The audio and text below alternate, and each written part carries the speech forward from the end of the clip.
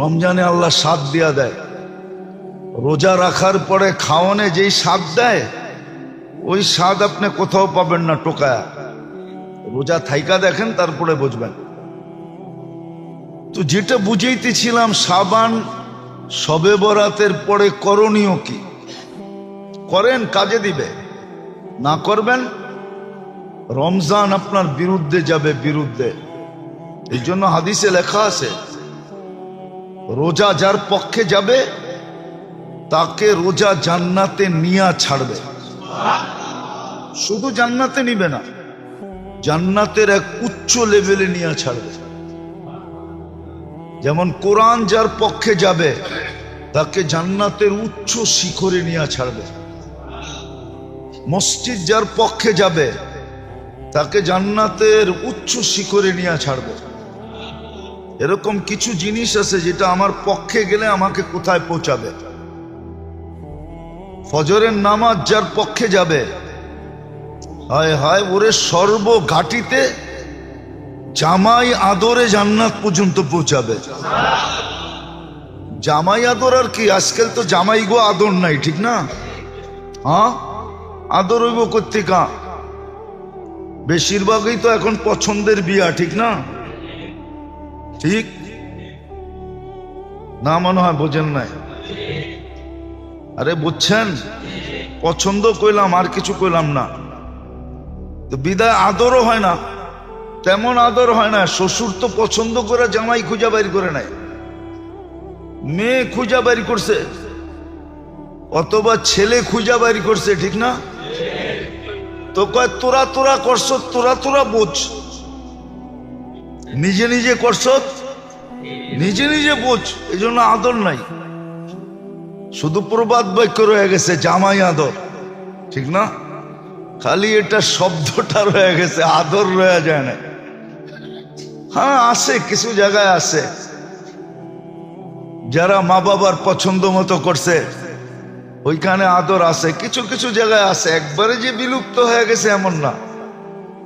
কিছু জিনিস আছে যেটা পক্ষে গেলে জামাই আদরে জান্নাতে পৌঁছাবে। তার ভিতরে হলো রোজা একটা। রোজা রোজাদারদের জন্য আল্লাহর সাথে লড়বে, ঝগড়া করবে। হ্যাঁ, আপনি জানেন না? এই জন্যই শবে বরাত দিয়া এটাই বুঝাইছেন। যেমন পয় পরিষ্কার জামা, বিলকুল মাঞ্জা মারা। মাঞ্জা চিনেন? এটা তো চিনেন না। কি মাঞ্জা? কি? হ্যাঁ, ইস্তারি করা, একবারে করকরা ইস্তারি, ঠিক না? মার মুর দিয়া করকরা ইস্তারি করছে। ওইটারে যেরকম ময়লার থেকে বাঁচায়, কেউ ওরা হাত দিয়ে ধরতেও দেয় না, এই ধরিস না, বাজ ভেঙে যাব। একটু ভিড়ভাট্টা দেখলে দূর দিয়া, কাদা কুদা দেখলে একবারে উঠায়া মুঠায়া, ঠিক না? হ্যাঁ, নিজেকে যেরকম বাঁচায়া চলে, শবে বরাতের পরের থেকে রমজানের জন্য এরকম নিজেকে বাঁচায়া চলা, যে কোনো গুনাহ যেন আমার গায়ে না লাগে, আল্লাহর বিরোধিতা যেন কোনো রকম না হয়, নবীর বিরোধিতা যেন কোনো মতে না হয়, বাঘ যেন আমার না ভাঙ্গে, মাঞ্জা যেন ঠিকই থাকে। প্রস্তুতি নিল, এই মাসটা প্রস্তুতির ছিল। দুনিয়াকে গুছানোরও প্রস্তুতি ছিল, এই মাসে গুছায় নিবে। রমজানে আর দুনিয়াদারির দিকে মুখ করবে না। দ্বিতীয় রহমত, মাগফিরাত, জাহান্নাম থেকে মুক্তি। এক একটা পর্ব আসতে দেরি, তার ভাগ্যে জুটতে যেন দেরি না হয়, এতটুক নিজেকে প্রস্তুত করবে, এতটুক নিজেকে তৈরি করবে, মনের দিক দিয়া, আমলের দিক দিয়া, মোট কথা সর্বদিক দিয়া। এই জন্য দোয়াটাও কিন্তু এই কথার ইঙ্গিত করে। যে দোয়াটা রজব মাসে শুরু হয়, আল্লাহর রসূল সাল্লাল্লাহু আলাইহি ওয়াসাল্লামের হুকুম, বারিক লানা ফি রজব শাবান ওয়া বাল্লিগনা রমাদান। এই দোয়াটার ভিতরেও কিন্তু এই কথাগুলার ইঙ্গিত আছে। হ্যাঁ, দৈনন্দিন প্রয়োজনের জিনিস যাদের হাতের মাঝে বিক্রি হবে বা মানুষ যাদের মাধ্যমে পাবে, তাদেরকে বলে দেওয়া আছে রমজান মাসে যত সম্ভব তুমি সহানুভূতিমূলক আচরণ করো। তোমার দ্বারা যেন এটা বোঝা যায় যে তুমি মানুষকে সহানুভূতি দেখাইতেছ। ওটার সুরত আগেও বলা হয়েছিল যে পদ্ধতিটা কি। দুনিয়ায় প্রচলন আছে, আমাদের দেশে নাই। কপাল পোড়া জাতি আমরা, আমাদের দেশে এই প্রচলনটা নাই, কিন্তু দুনিয়ার অনেক দেশে এটার প্রচলন আছে। আপনি দেখলে পাবেন, মিডিয়ায় গেলে পাবেন। অতীত শোনা গেছে, পেপারে আসছে।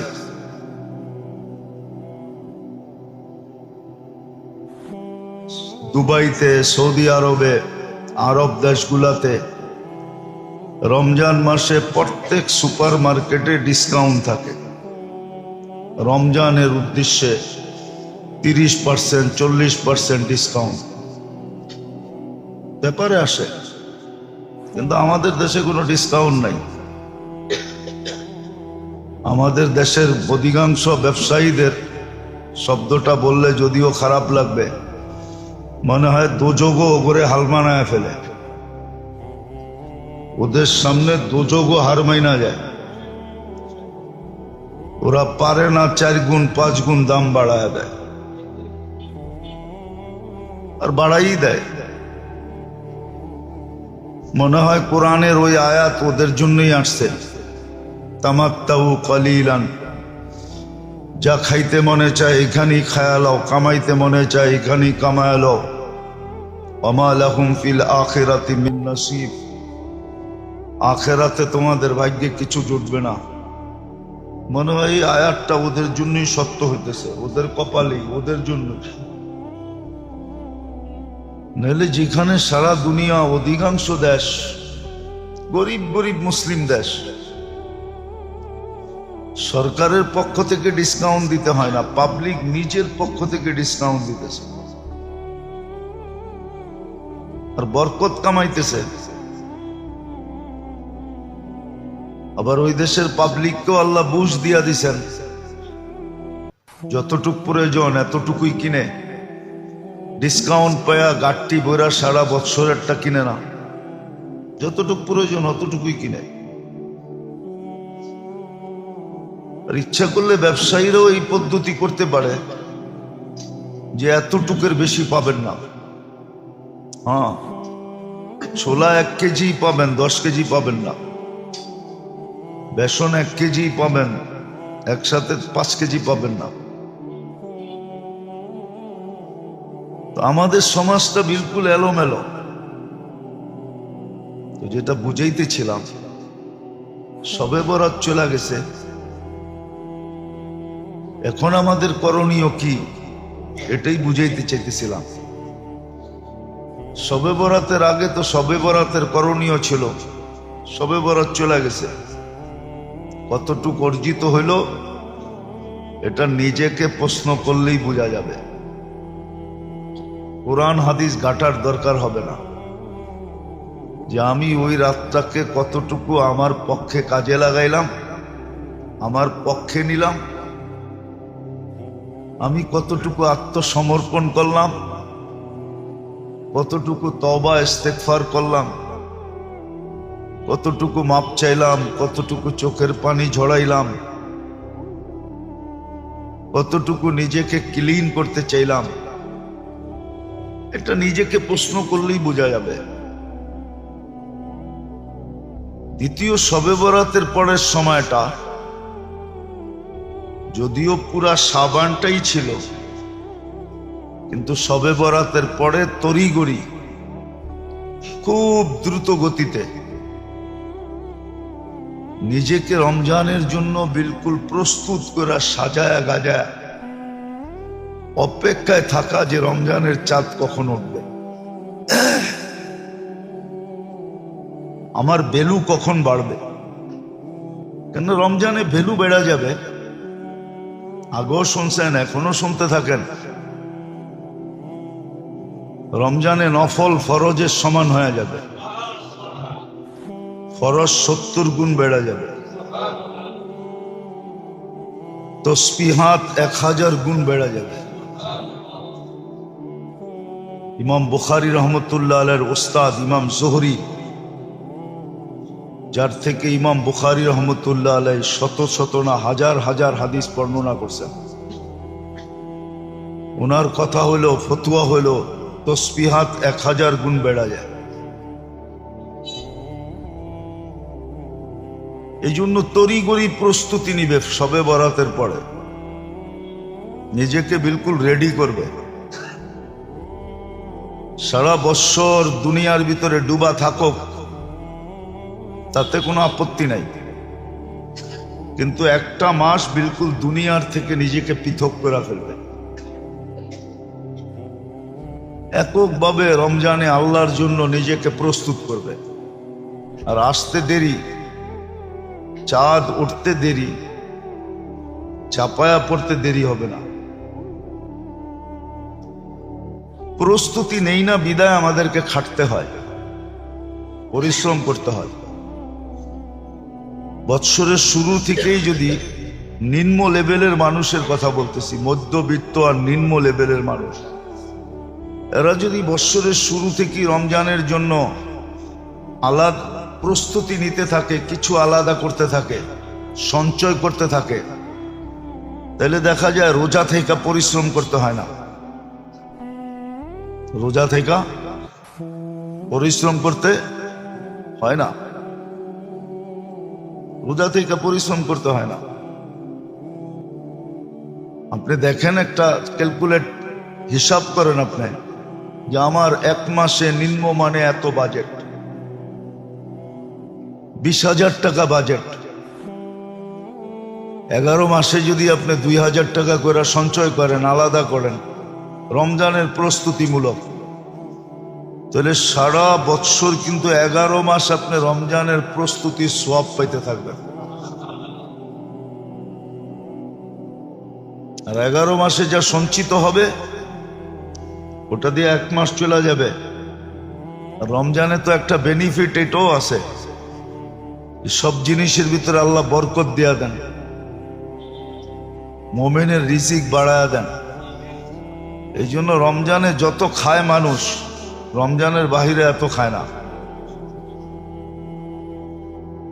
রমজানে যতটুকুই ব্যাপকভাবে দান, প্রত্যেক মসজিদেই 200-100 মানুষের ইফতারির ব্যবস্থা হয়, ঠিক না?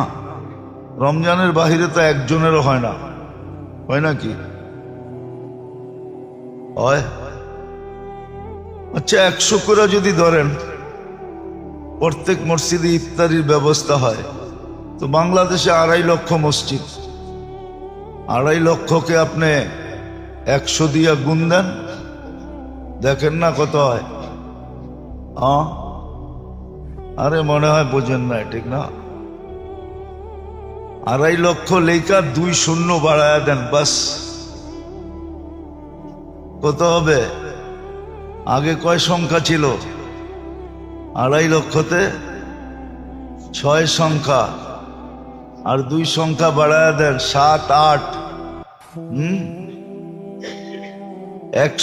1 কোটি 5 লক্ষ লোকের, 1 কোটি 5 লক্ষ না 50 লক্ষ লোকের, 1 কোটি 50 লক্ষ লোকের খাওয়া ডেলি ইফতারি মসজিদের ভিতরে হয়। এটা কি বরকত না? বরকত। রিজিক বেড়া যায়, আল্লাহ বরকত দিয়া দেন।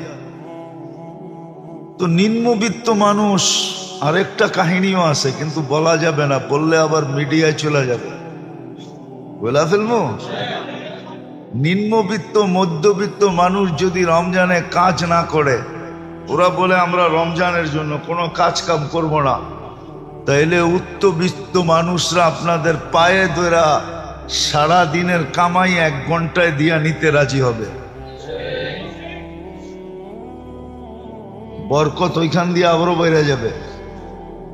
আপনি বলবেন হ্যাঁ কাজ করতে পারি, কিন্তু 2-3 ঘন্টা করব, বেশি করব না। রোজার দিন 5 ঘন্টা করব, বেশি করব না, কিন্তু দিতে হবে আমাকে 10 ঘন্টার, বাধ্য হবে। এদিক দিয়েও কামাই হবে, পরিশ্রমও কম হবে। এখন তো রোজার খাটার ভয়ে রোজা রাখে না। রিক্সাওয়ালারে জিজ্ঞেস করেন, অটোওয়ালাকে জিজ্ঞেস করেন, সারাদিন অটো চালাই, রোজা রাখবো কোন জায়গায়?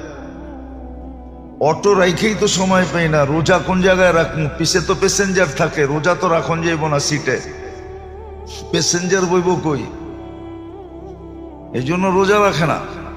রিক্সাওয়ালা রোজা রাখে না,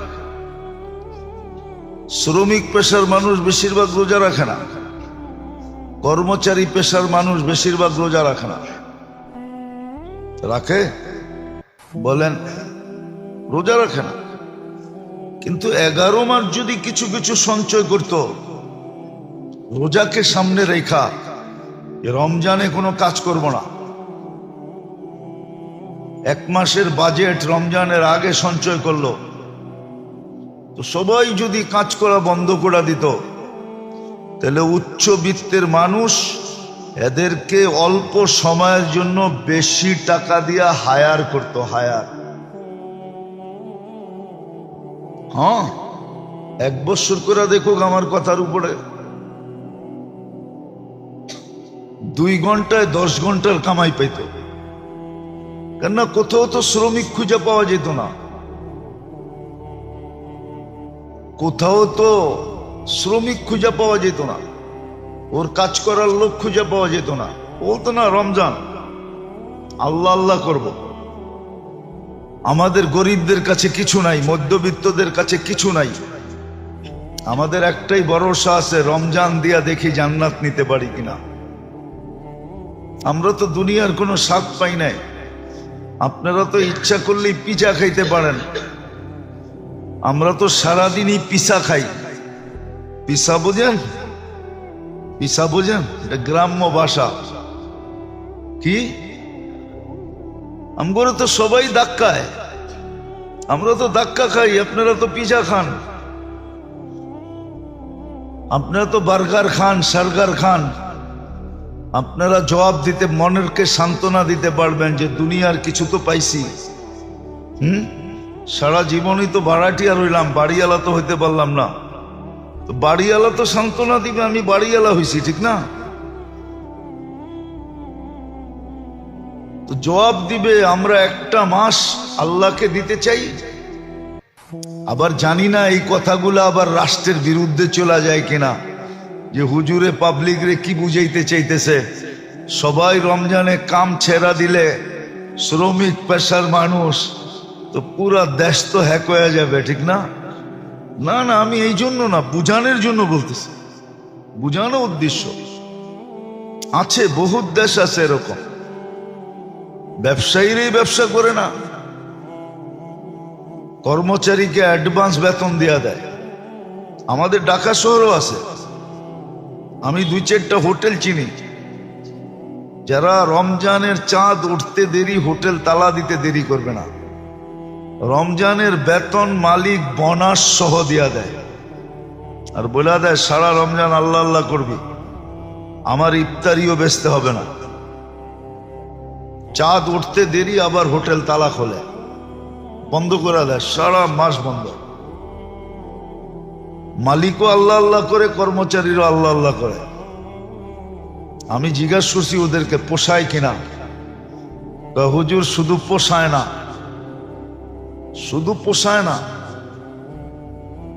আল্লাহ এত বরকত 11 মাসে দেয়, মনে হয় 22 মাস খাইতে পারবো। 22 মাস এত বরকত আল্লাহ দেয়।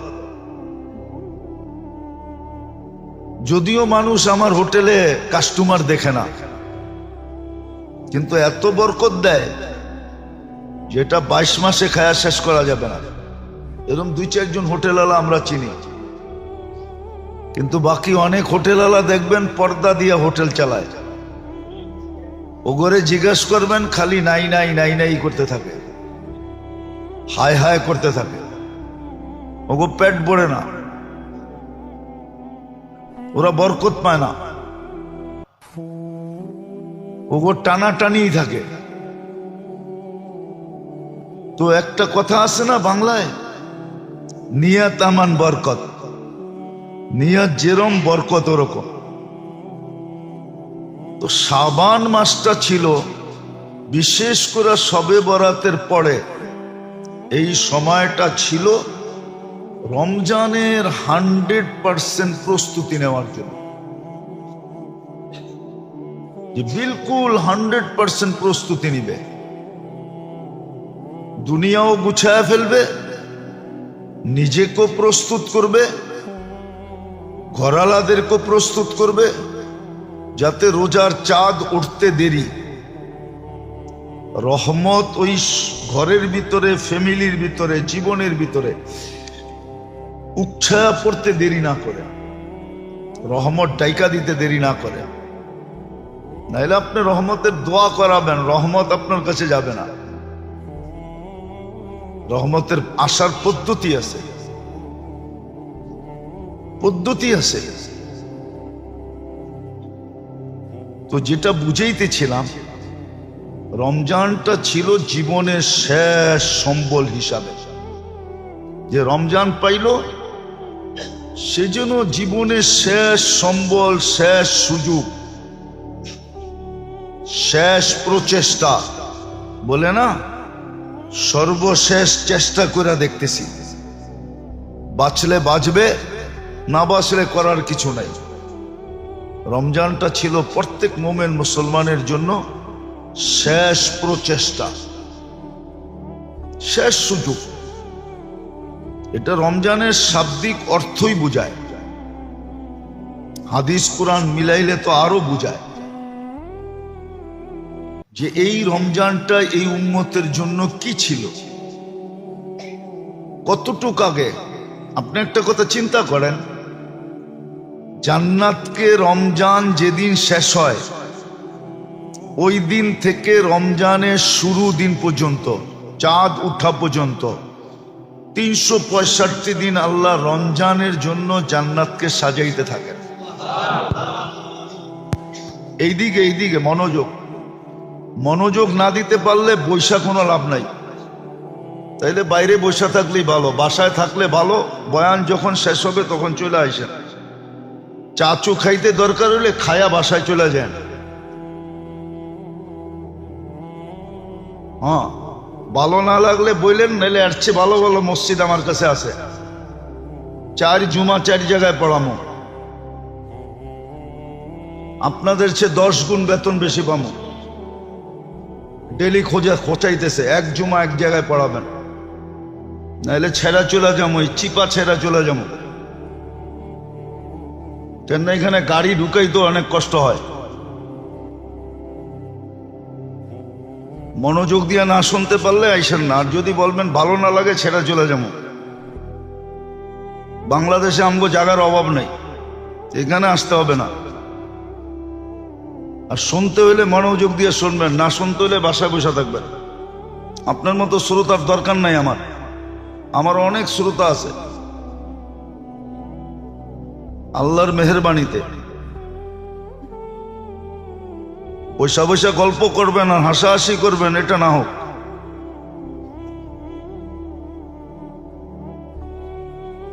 যেটা বলতেছিলাম, হ্যাঁ, এর দ্বারা সংযোগ নষ্ট হয়ে যায়।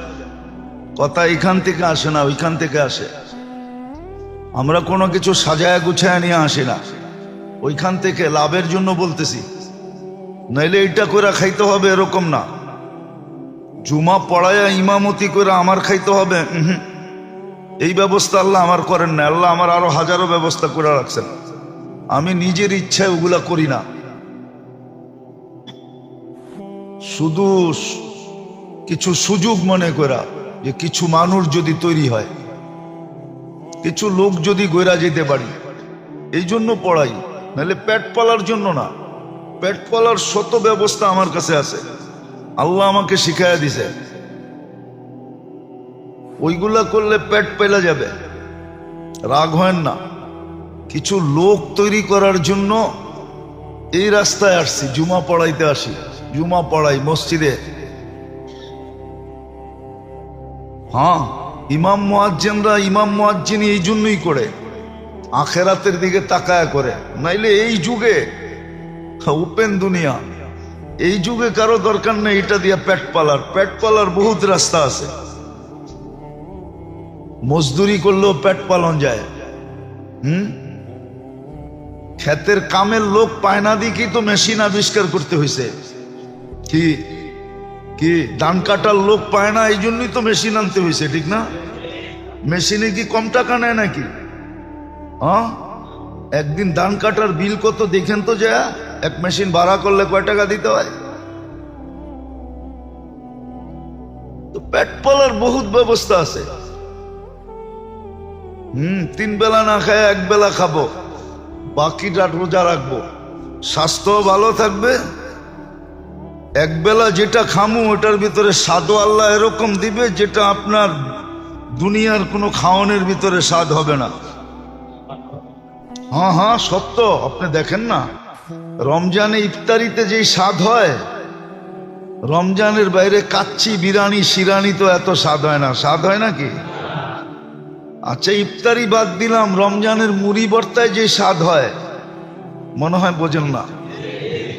রোজা রেখা মুড়ি ভর্তা যেই মজা লাগে, রোজার বাইরে চাইনিজেও এই মজা লাগে না। খায়া দেখেন, রমজানে আল্লাহ স্বাদ দিয়া দেয়, রোজা রাখার পরে খাওয়ানে যেই স্বাদ দেয়, ওই স্বাদ আপনি কোথাও পাবেন না টোকায়া। রোজা থাইকা দেখেন, তারপরে বুঝবেন। তো যেটা বুঝাইতেছিলাম, শাবান শবে বরাতের পরে করণীয় কি? করেন, কাজে দিবে। না করবেন, রমজান আপনার বিরুদ্ধে যাবে, বিরুদ্ধে। এই জন্য হাদিসে লেখা আছে, রোজা যার পক্ষে যাবে তাকে রোজা জান্নাতে নিয়া ছাড়বে। শুধু জান্নাতে নিবে না, জান্নাতের এক উচ্চ লেভেলে নিয়ে ছাড়বে। যেমন কোরআন যার পক্ষে যাবে তাকে জান্নাতের উচ্চ শিখরে নিয়ে ছাড়বে। মসজিদ যার পক্ষে যাবে তাকে জান্নাতের উচ্চ শিখরে নিয়ে ছাড়বে। এরকম কিছু জিনিস আছে যেটা আমার পক্ষে গেলে আমাকে কোথায় পৌঁছাবে। ফজরের নামাজ যার পক্ষে যাবে, হায় হায়, ওরে সর্বঘাটিতে জামাই আদরে জান্নাত পর্যন্ত পৌঁছাবে। জামাই আদর আর কি, আজকাল তো জামাই গো আদর নাই, ঠিক না? হ্যাঁ, আদর হইব কর্তিকা, বেশিরভাগই তো এখন পছন্দের বিয়া, ঠিক না? ঠিক না? মনে হয় বোঝেন নাই। আরে বুঝছেন, পছন্দ কইলাম, আর কিছু কইলাম না। তো বিদায় আদরও হয় না, তেমন আদর হয় না। শ্বশুর তো পছন্দ করে জামাই খুঁজা বাইর করে নাই, মেয়ে খুঁজা বাইর করছে, অথবা ছেলে খুঁজা বাইর করছে, ঠিক না? তো কয় তোরা তোরা করছ, তোরা তোরা বোঝ, নিজে নিজে করছ, নিজে নিজে বোঝ। এই জন্য আদর নাই, শুধু প্রবাদ বাক্য রয়ে গেছে, জামাই আদর, ঠিক না? খালি এটা শব্দটা রয়ে গেছে, আদর রয়ে যায় না। হ্যাঁ আছে, কিছু জায়গায় আছে যারা মা বাবার পছন্দ মতো করছে, ওইখানে আদর আছে। কিছু কিছু জায়গায় আছে, একবারে যে বিলুপ্ত হয়ে গেছে এমন না। কিছু জিনিস আছে যেটা পক্ষে গেলে জামাই আদরে জান্নাতে পৌঁছাবে। তার ভিতরে হলো রোজা একটা। রোজা রোজাদারদের জন্য আল্লাহর সাথে লড়বে, ঝগড়া করবে। হ্যাঁ, আপনি জানেন না? এই জন্যই শবে বরাত দিয়া এটাই বুঝাইছেন। যেমন পয় পরিষ্কার জামা বিলকুল মাঞ্জা মারা। মাঞ্জা চিনেন? এটা তো চিনেন না। কি মাঞ্জা? কি ইস্তারি করা, একবারে করকরা ইস্তারি, ঠিক না? মার মুর দিয়া করকরা ইস্তারি করছে। ওইটারে যেরকম ময়লার থেকে বাঁচায়, কেউ ওরা হাত দিয়ে ধরতেও দেয় না, এই ধরিস না, বাজ ভেঙে যাব। একটু বীরবারটা দেখলে দূর দিয়া, কাদা কুদা দেখলে একবারে উঠায়া মুঠায়া, ঠিক না? নিজেকে যেরকম বাঁচায়া চলে, শবে বরাতের পরের থেকে রমজানের জন্য এরকম নিজেকে বাঁচায়া চলা, যে কোনো গুনাহ যেন আমার গায়ে না লাগে, আল্লাহর বিরোধিতা যেন কোনো রকম না হয়, নবীর বিরোধিতা যেন কোনো মতে না হয়, বাঘ যেন আমার না ভাঙ্গে, মাঞ্জা যেন ঠিকই থাকে।